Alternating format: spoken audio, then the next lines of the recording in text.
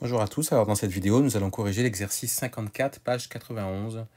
Et donc l'idée là c'est de savoir utiliser la forme canonique d'une fonction polynôme pour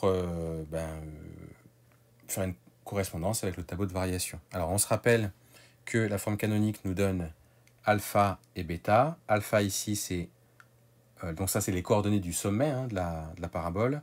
Donc alpha ici c'est moins 5 et là c'est 7.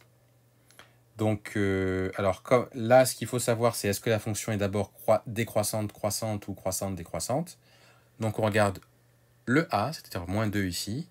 Comme il est négatif, c'est forcément d'abord croissant, ensuite décroissant. Donc là, vous n'avez que deux choix entre le petit a et le petit c.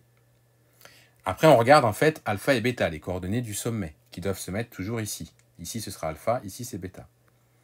Donc, comme alpha ici, c'est moins 5, on l'a expliqué dans une vidéo précédente et même dans le cours, bêta, c'est 7, moins 5, 7. Ici, j'ai donné donc qu'une seule possibilité, c'est-à-dire la C. Pour la G, on a moins 2 facteur de x moins 5 au carré plus 7. Ici, on a alpha et bêta. Alpha, c'est 5.